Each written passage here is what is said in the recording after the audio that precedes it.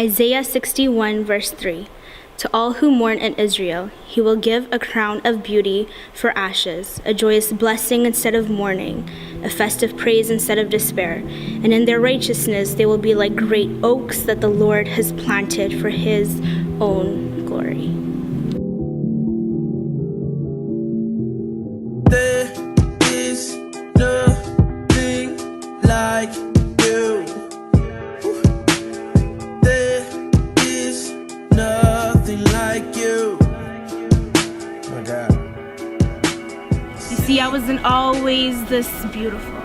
And I know for some it may be even hard to imagine, but let me explain to you who I was before I encountered Christ.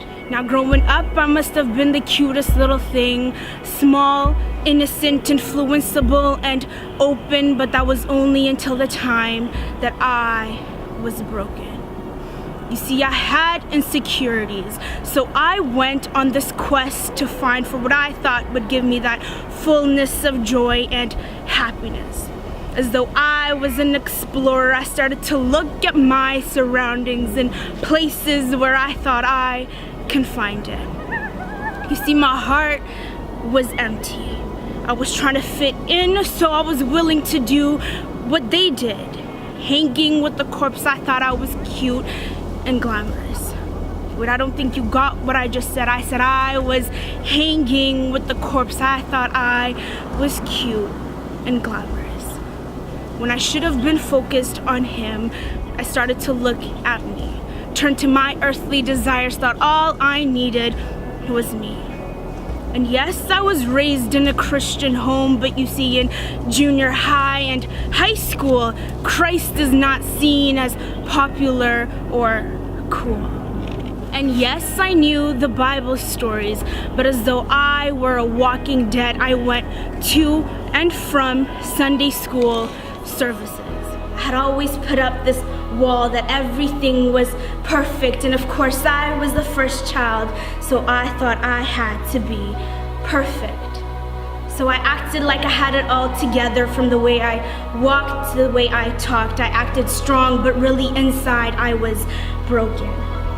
I was trying to scratch these insecurities that were built up inside, but the more I operated in darkness, the more it grew. Everything that I thought I had under my control were no longer in my hands. These walls that had built up for so long were no longer there for me to hide behind. And at that moment, I turned my eyes off of me and on to him. Lord, it's me again. I know it's been a while. I'm being torn away from you by this path that I'm walking on. I'm consistently going in my own ways and desires.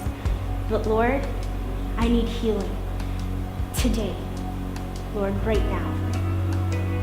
Right there is where he found me. Look at my hands and my feet, my scars and my side. Baby girl, don't you see that I love you? Before I formed you in the womb, I knew you. And before you came forth out of the womb, I sanctified you and ordained you a prophet unto the nations. These words I've never heard before. How can the God of the universe love me? Me before I can even learn to love myself. See, all this time I wasn't truly connected to the source. I was trying to find something that I could only find in him. But for God so loved the world. Yes, he loved the world that he gave his only begotten son. I was tired of being so ugly that to him was the only place that I could run. He went on trial for my sins, and he took it all upon his back, and he died in my place. I could as well knew exactly what I had done, and all the evidence was there appointed to me. But yet, you see, Jesus Christ, he stood for me. Now I am called child of the Most High God, and I am the apple to his eye, and he delights in me.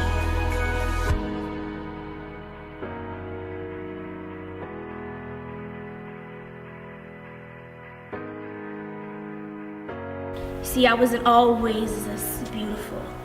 The person who you see now was not who I used to be. I was full of anger, full of pain, but Jesus came into the areas of my life that were broken. He captivated me with his love and changed me, as though I were a pile of clay, and he, the potter, he molded me and shaped me into the person that I am today.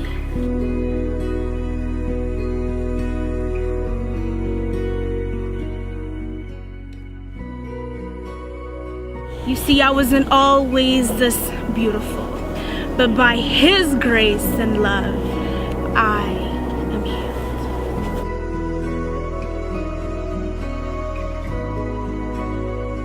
Can we have like a 5-minute warm-up break? And then just, yeah.